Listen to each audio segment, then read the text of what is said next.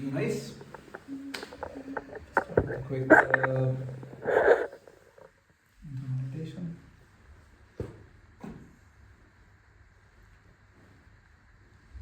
This is something which we did last week. The meaning, first line was let there be auspiciousness, well-being, fulfillment, content everywhere in the entirety of the universe. It was the prayer, the calling. Those who were not there last week, it's okay. If you don't know the meaning, that's also fine. Just let's try to give you our hearts. And yeah, it's up to the universe afterwards. So please try to breathe consciously.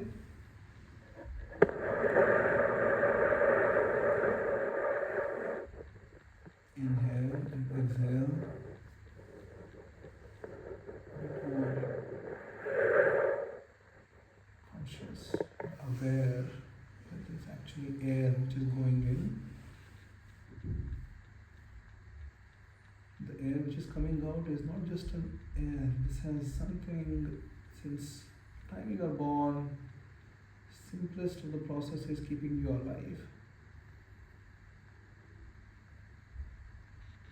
And what we are taking in is something which is valuable. What we are giving out is basically creating pollution outside. So let's be grateful.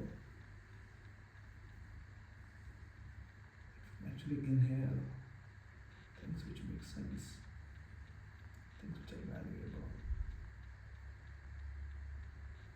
Entities outside are supporting us with this. This specific mantra is about our side of equation. We want to give back through our consciousness, conscious calling.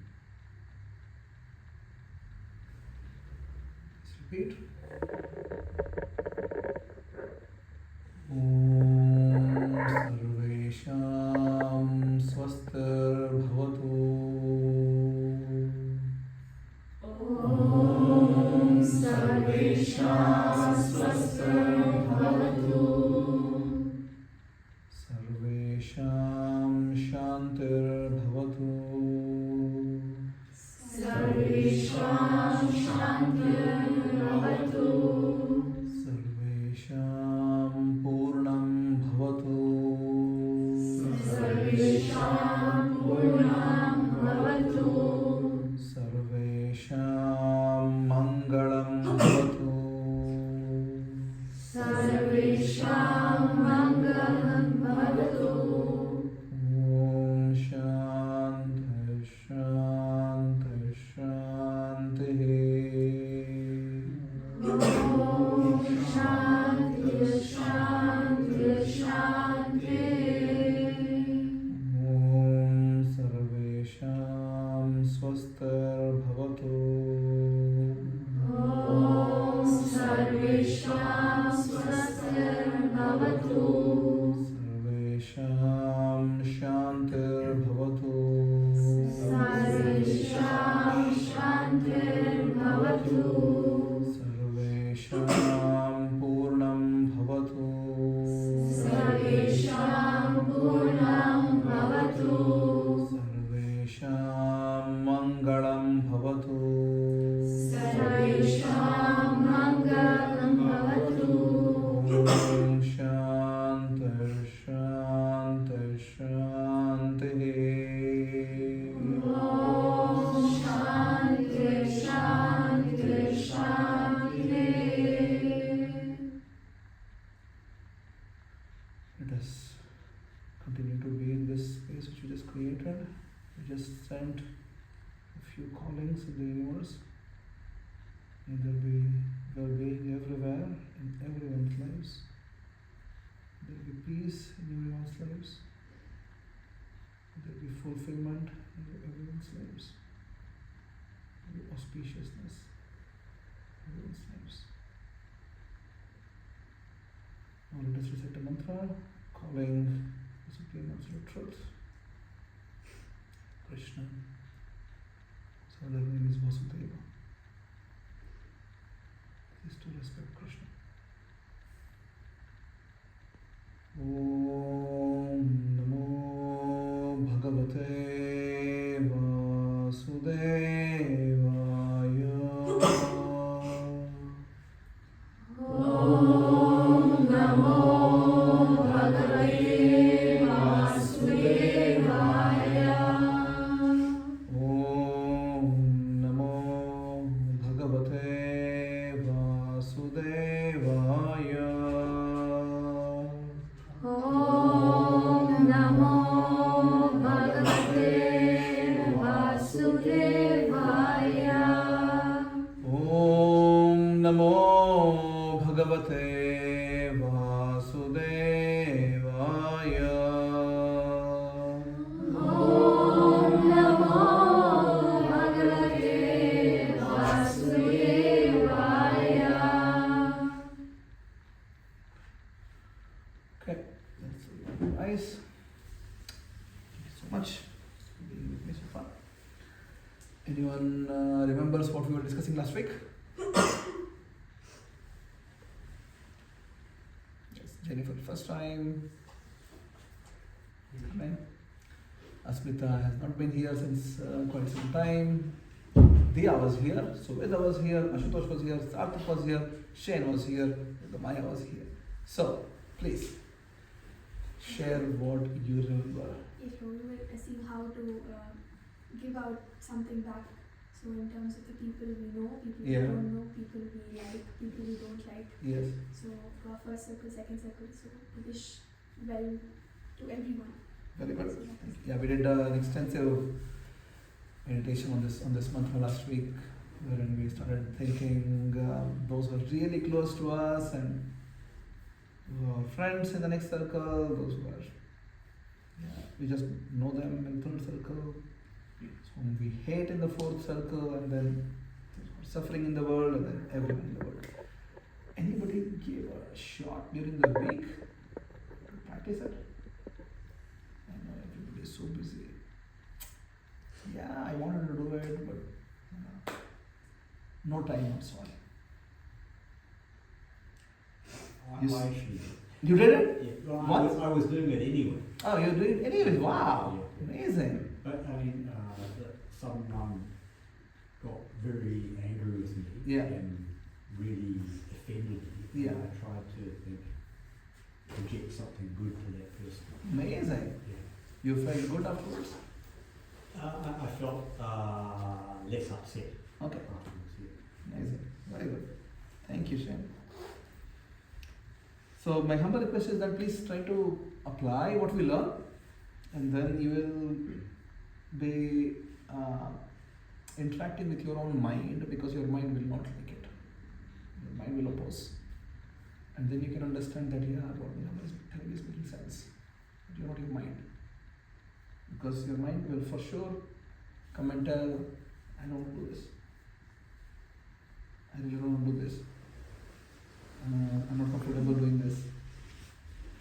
And then you can understand, but wait a second, who is this who is telling I don't want to do it? Right? If I tell that Sarthak from tomorrow should sit down half hour every day without movement, just sit down and do your meditation. Can you do it? Yes. You can do it? Yes. So next week you come and tell me if you're able to do it. Yeah? So you should do it every day. Can you do it, Asmita? You try. Can you do it, Jennifer? Certainly try. Certainly try. Can you do it, Ashutosh? I do it daily nowadays, but it's like 20 minutes. Okay, so we'll make it half hour then. Great. I have an amazing set of people today. Everybody's saying yes. I'm trying to find something which. Okay, I'll ask something now.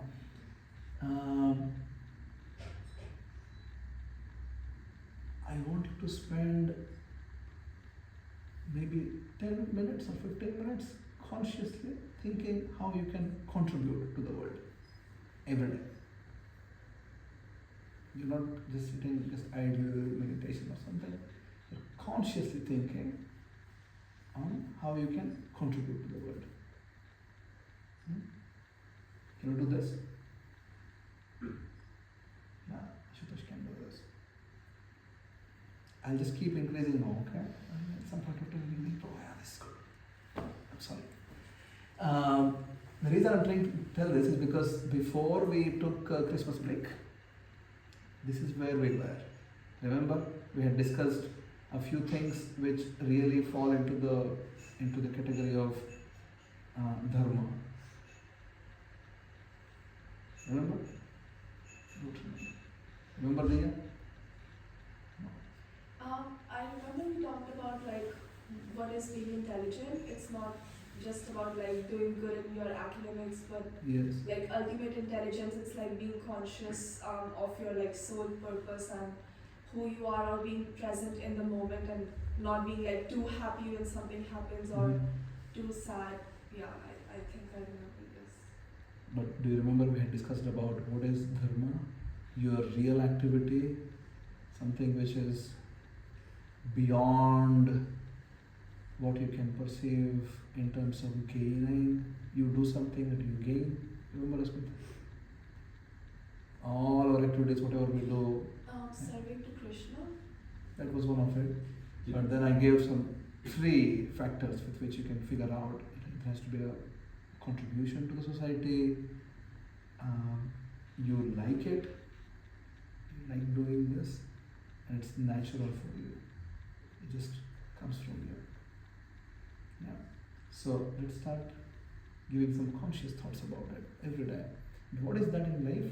And this for 1 week, okay? And next week we can come and share. What is that in the world, in my life, in which I like it? It's very natural for me, like scrolling Instagram. I like it. It's natural for me, but then there is 0 contribution to the world. Right? So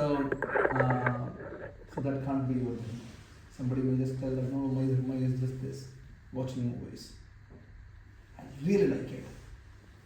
It's so natural for me. I can just be in the screen or be in front of the screen and that's it. It's so natural. It just flows from me. I can just sit here and then binge watching. But that's not dharma because there is no contribution. It's actually spoiling you. So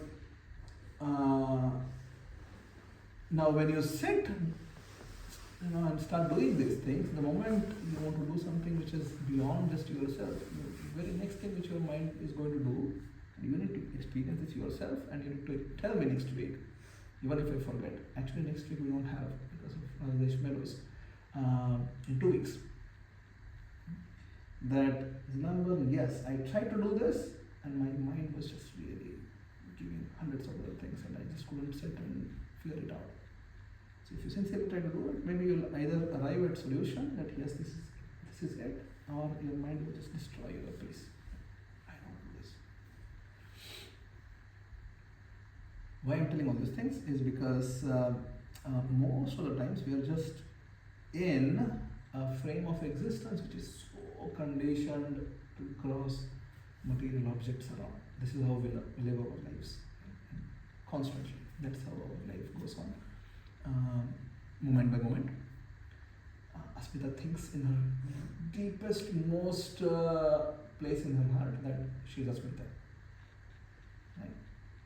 That I like this, I don't like this is how I want my surroundings to be, this is where I am really looking forward to be or whatever. So deepest, most sense of me and mine, we understand that as to be ego or ahankara in Sanskrit. This is the thing which makes you think that I am this. And this is the substance which is there in you, which makes you think I am this body, whatever my mind tells is all my feelings, whatever I have, it's all my belongings. And yeah, that's ego. Now, buddhi we discussed is something which yes,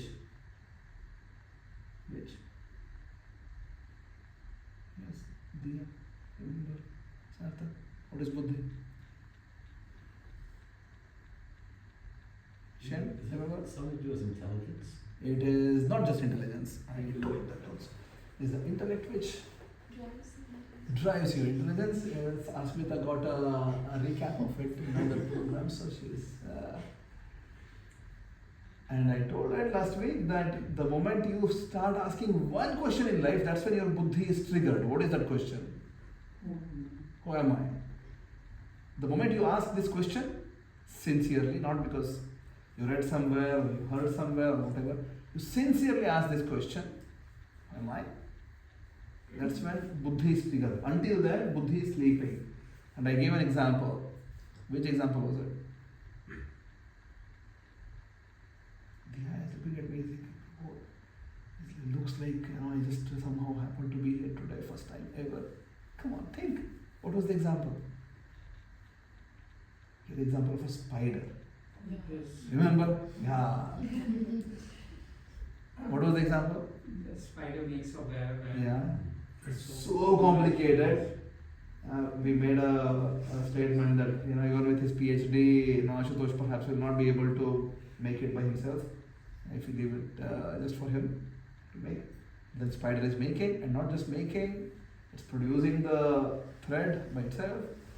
Is so capable that when a fly or something goes and it can capture that insect and then eat it. Right? So when that's the situation with a spider, it needs so much of mathematics and physics and civil engineering and everything just to make. But that's not buddhi. Why? Because even though it's so complicated, it is just targeted towards 4 basic instincts of life, which are eating, mating, sleeping, defending. If your activities are just targeted towards these 4, one is referred as Pashu. In English, loose translation, animal. To be called as a Nara, your buddhi needs to be awakened. Yeah? Buddhi has to be triggered. And that's when it's a switch. Once that switch is on, you can experience this. You can't turn it off. It's very sincere calling them, sincere seeking. I really want to know who am I. I don't want to be in this kind of predicament where I don't know what's going on, and then 60 years, 80 years I've become old and I need to leave this body and go somewhere. And when I tell this, it will be like, wow, who knows? That's the immediate question, isn't it? Like, who knows? Yes or no? Who knows? What's your thinking about that? Who knows what's going to happen next? I better enjoy. This thinking could come if you are be a Hindu. No, you don't need to be anything. You are not a Hindu anyways. But let's assume that I am a Hindu because on paper I am. No, you're not anything. Yeah. So the basic philosophy that I have learned since the beginning. Yes, that there is again, last week we discussed it, right? You heard something. Yes. Good. Go ahead. That there is life after that, and based on our karmas. So do you believe this or do you understand this? I do believe that, and I do understand that. So that my question is, how do you understand? Right? That's the only thing which I'm asking. How do you really understand this, or you just believe this? You just believe it. Satya just believes it. Diya just believes it. You have to mind it. You have? You have to believe. Okay. Okay. Varun is also just believing. Asmita, do you just believe or do you understand? I don't know. Okay, Asmita just doesn't know. Okay, I don't care, whatever it is. Yes, Jennifer? I think I'm like on a way to know. You're on your way to know? Okay, good. David, what do you think? Do you know? Do you understand? You believe? I mean, intellectually I can reason and understand, but for me it's always more, even though I understand and like I can explain it knowledge-wise, it's more a feeling of believing. Okay, very good. Yes, Suvita? I think I can understand it. It makes sense. It makes sense to you? Yeah, it does make sense. Very good. So, that's all I wanted to hear. Because right now, in all our cases, we can perhaps understand, perhaps reason it, but we have not experienced it yet. It's not our personal experience yet. It will be now when we die next time, because in the whole journey now, at least we have become conscious of it. Yeah. So at the time of death, which will come in all our lives for sure, at least we'll be aware. And this, just having theoretical understanding now, is enough for us to get the realization of it that time. And yes, it makes sense. Now, if I don't have a realization, then the question is like, who are sane? Nobody is there, right? Like, there is no person in the room here who is coming and telling that, you know what, I just died last week. This was the experience, right? This is how I felt, and this is what I have become now. Or somebody who has died and coming and telling that actually there is nothing else. You can just enjoy, right? So there is so on both sides you don't have any proofs, right?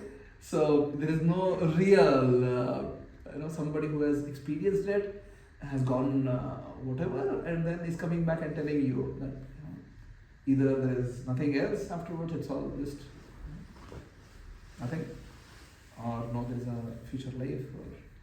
So in either cases, you don't have any experiential evidence to take a decision now.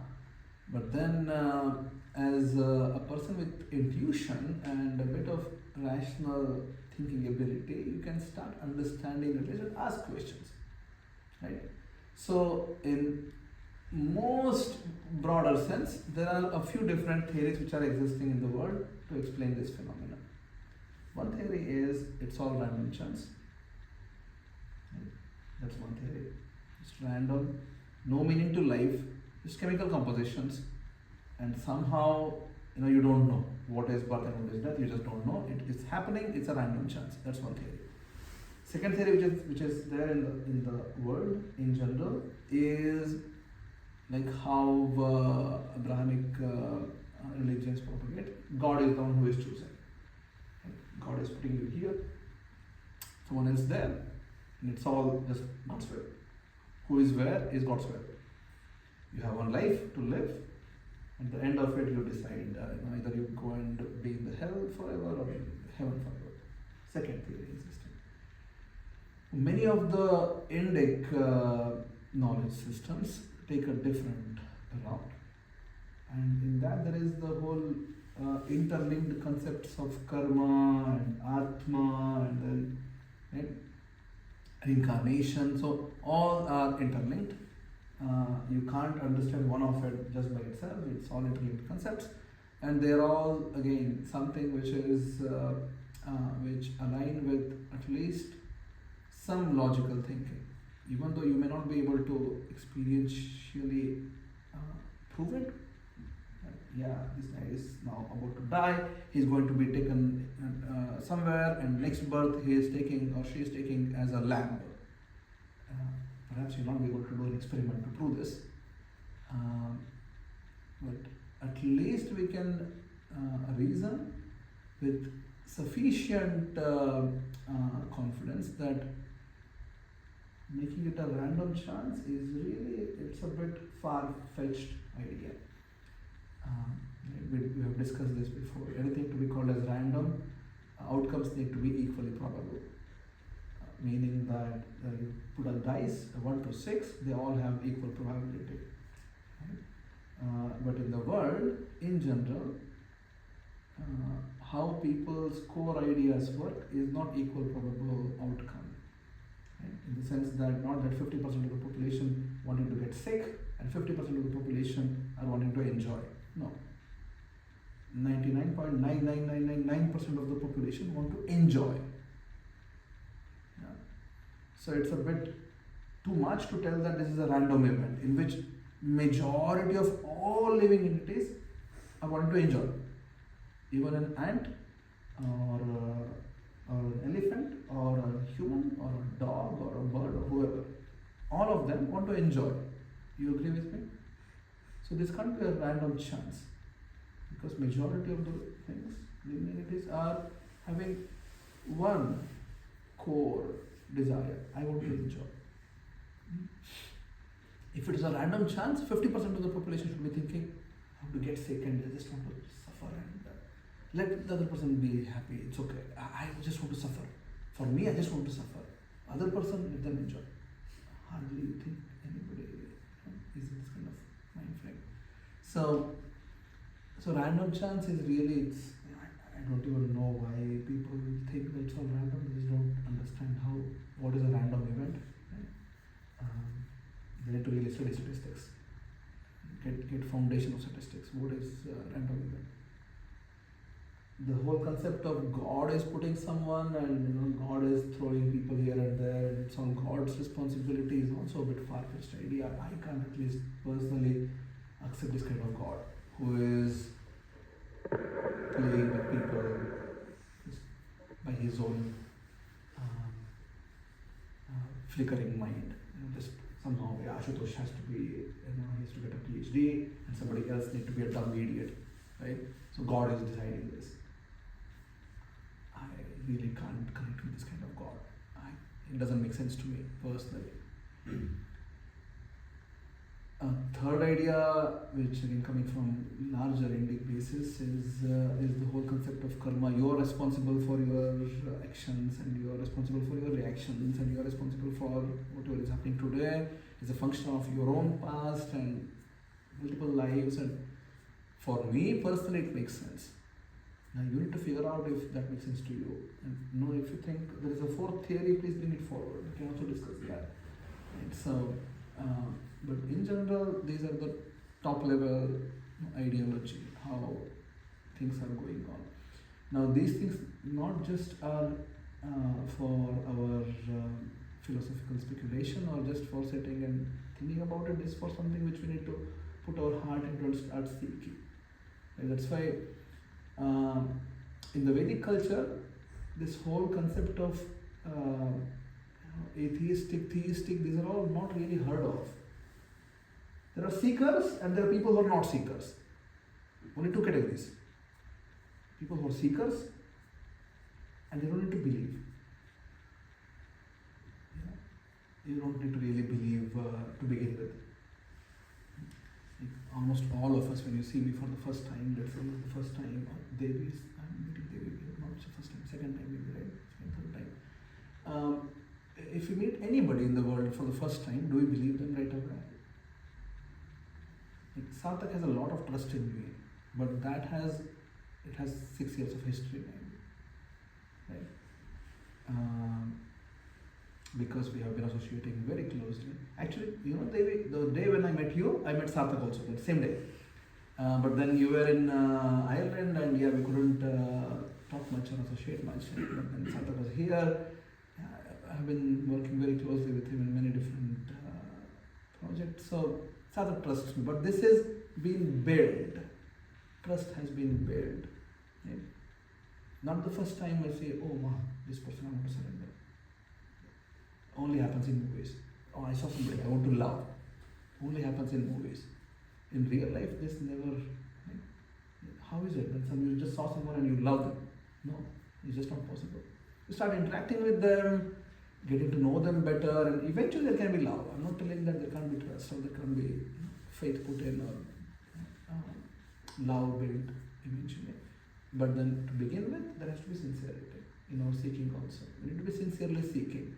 And eventually, there could be a realization in your heart that no, this is how it is. And the Vedic literatures, which are basically personal experiences of any single line which is there in the Vedas, is a personal realization. And somebody has realized this, and they have just given it for the welfare of everyone else. There is something called as Gayatri mantra. A sage by name Vishwamitra. He realized this mantra and gave it for everyone, that you take it. Right? So every single mantra is a realization of someone. They have realized it, they have given it. Hare Krishna mantra, of course it is eternal mantra and everything, but then it came from Brahma. In this creation, how we are experiencing now, Brahma gave it to Narada, his son. So every mantra has a person who has realized it and then has given it to someone. And you could also eventually get your own realizations. And there is a full freedom available. And a seeker will get realizations. Gita, Bhagavatam, Upanishads, everything, they are reference manuals. They are there. But they are not defining your path in spirituality. They are defining a framework to say, let's say, these are the things which you can take. And here are the paths which you can take. Giving you some directions. But they're not defining your, what you can experience. Gita is basically the journey of Arjuna. Arjuna was, he had a confusion. He asked Krishna a few questions. Krishna started answering. They both had a good conversation. At the end, Arjuna tells, yes, Krishna, whatever you tell, I just do it. That's Arjuna's own journey. When you read Gita, you may or may not come to that conclusion. You may or may not even understand what's going on also. Because you are not in Arjuna's situation and your life is different. But at least you can get some guidance. Little bit. Yeah. So we have been discussing in Gita now, second chapter, wherein we were in this shloka just before Christmas, when Krishna spoke about how one should act. Yogastaha kuru karmani sangam tyaktva dhananjaya siddhi asiddhyo samo bhutva samatvam yoga uchyate. This was the last shloka we had done. Second chapter, verse number 48. So if you please open your phones. Vedabase.io. We can recite this a few times and then pick it up because we need to go forward in our studies. Vedabase.io. Vedabase. Which What's the website? Second chapter, 40. Vedabase. I want to put in a group. Sure. Now, Second chapter, 48. 48. Bhagavad-gita, is it? Yes. Then chapter 2, verse 48.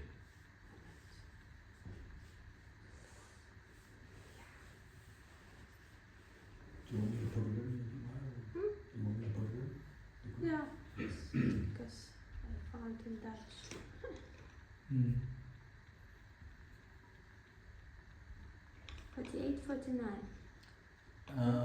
Which one is 48? Hmm. It was that good. Right? Okay, good. Everybody has it now? No. What Can I help you? The link is coming in the group. It's in the It's group. it's in it. It's Sorry, open. it's BDA. Just click on the link now. I think it is. Yeah. So please repeat. Yogastha kuru karmani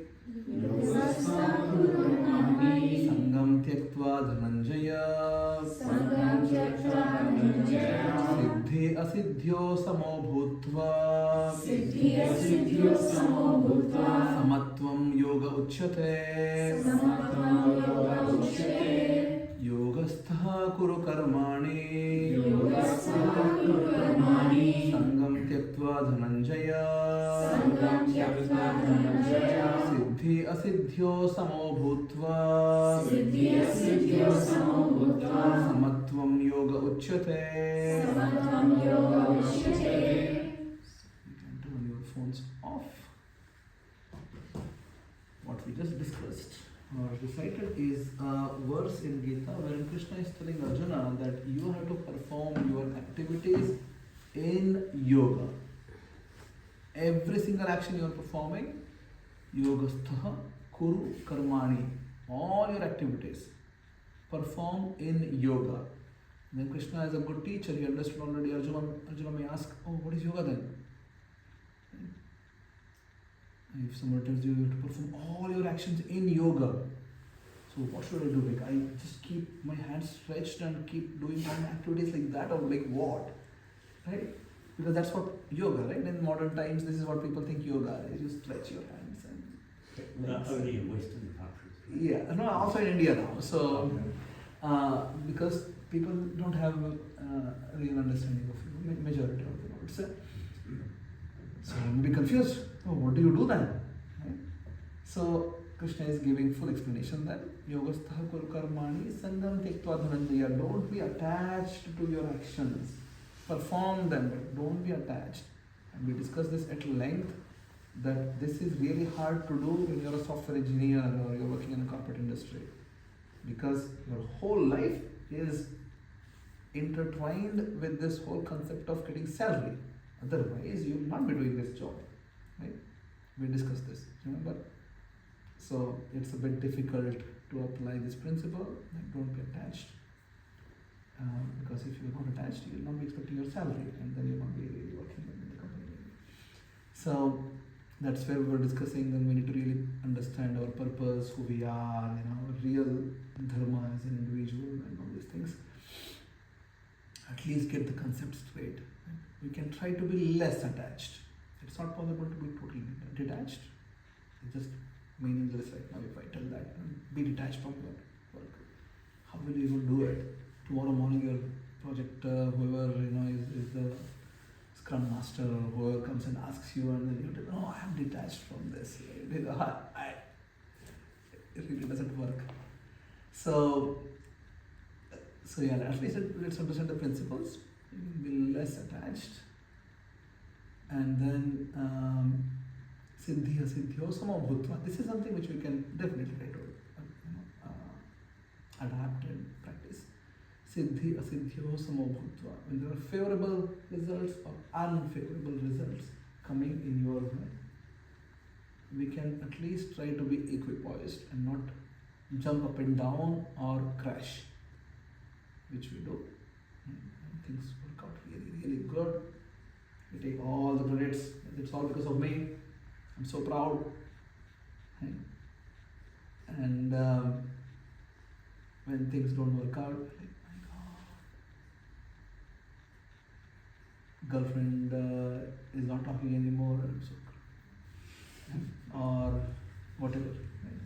So because whole life is built around some few.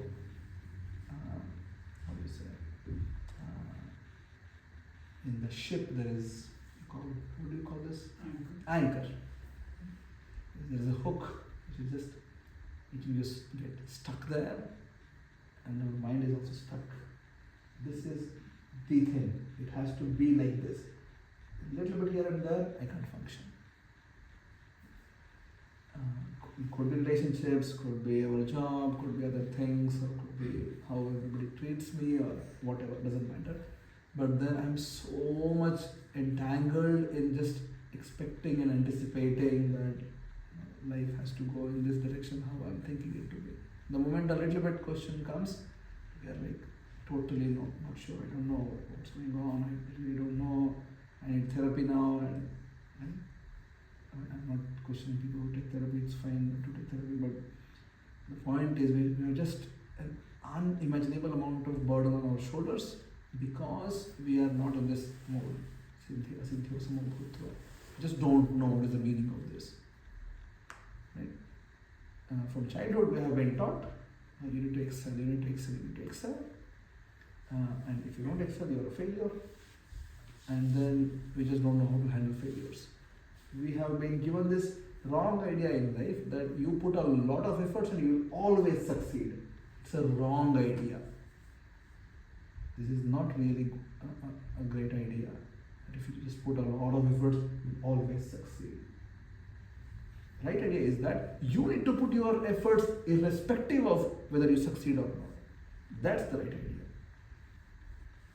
You get the difference? What's the difference, Varun?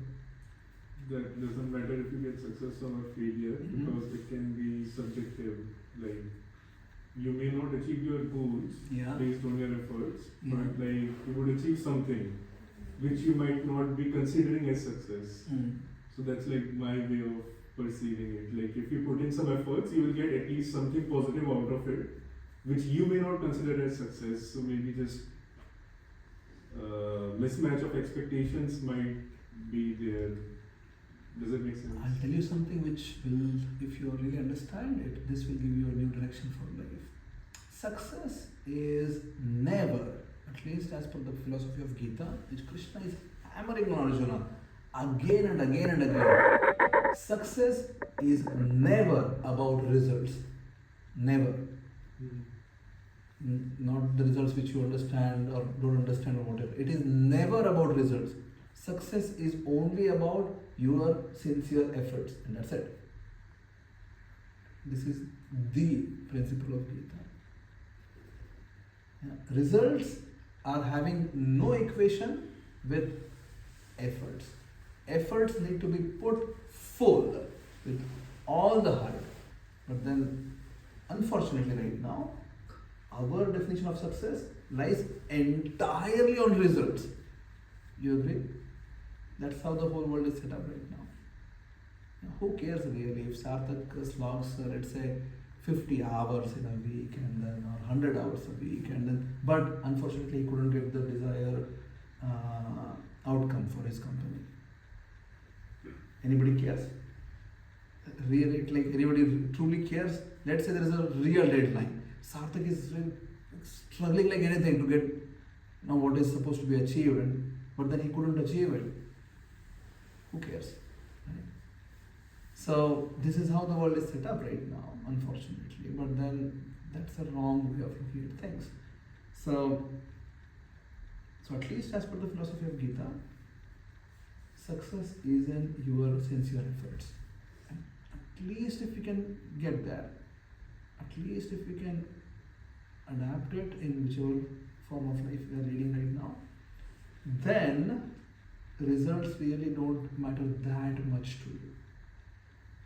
Because ultimately it's your mind who is telling you great, good, average, below average. It's your mind. Right? So if you somehow disconnect yourself while you're acting on whatever, and don't let the mind create hyperbolic expectations about the results. Just put efforts, but don't create hyperbolic expectations that, oh yeah, I'm doing this. We took an example last week, remember? You remember? I took your example. What was the example? You're cooking. And by cooking. The pilau. No. His pilau was the greatest. Pulao is, yes, he good pulao. But yeah, while cooking, if you just keep thinking that, how everybody else is going to appreciate me and then, recognize my efforts and coming and telling me that this was the best ever, and if this is how you're thinking while cooking, chances are high that you may or may not receive this kind of great encouraging words from other people. You may or you may not. If you receive, you'll feel, yes, great, I achieved now. If you don't receive, I put so much effort, nobody will recognize. I don't do this anymore. So much of efforts. Priya, what did you cook today? I cook chutney. Chutney. What did you cook today? Idli sambar. Wow, okay. So, yeah, while doing this, is such a simple example. Of course, you can extrapolate this to everything in your life. But simple example. While cooking, if you keep thinking about how everyone else is going to appreciate your great efforts, one or the other day you will be facing reality of life, for sure. Yesterday I was in a program, and usually one of my friend cooks amazing kidney beans, kidney beans, rajma. And I thought she has prepared it. Usually I eat very less, but yesterday I took 2 servings to begin with, thinking that my friend has prepared this. Yeah. There was so much she has not prepared to begin with. That was another, I didn't know this. And there was so much of salt in this curry. In my life, I have never eaten so much of additional tomatoes. I just kept adding tomatoes on top of it. Because there was salad. I hate salad. I just don't eat salads. But then I just added so much of tomato on top of this because I just had to finish my plate. And this is bound to happen. Yeah. So just expectations, if we can keep it low, is good for you. Otherwise, it might be like this. So, and that applies to every single act we do in life. Siddhi asiddhyo samabhutva. No matter how is the outcome, we are equipoised. And for doing that, I need to be equipoised while doing the activity, not after I did so much of expectation while performing the activity, and then once it's done, now I try to be equipoised. Never going to work out. So while doing, be equipoised. Don't expect too much. Understand you're not the only doer. Even though you're the only doer, seemingly. It's only Ashutosh who is cooking. Still, he's not the only person who is the cause of activity. Why? Why Ashutosh? Because there are so many people who There are are so many other people who are still contributing. May not be standing next to you, but somebody has grown these lentils. Someone has transported it. Someone has sold it. Of course, you have given money, but then so many other people are involved. So many other entities are involved, not just you. So when you get a simple idea of life that I'm not the only person because of which things are happening, not the only cause for this, and it helps us to be grounded in our actions. Just be grounded. And then things work out great. It's very good. Not working out great, okay, it's fine. I'll improve next time. I think I told this the last time before I concluded. Even I cook a lot in temple. Cook a lot. Thousands of people. Janmashtami is 1,500 people. King's Day is like 500 people, and we cook for all the big festivals in Amsterdam.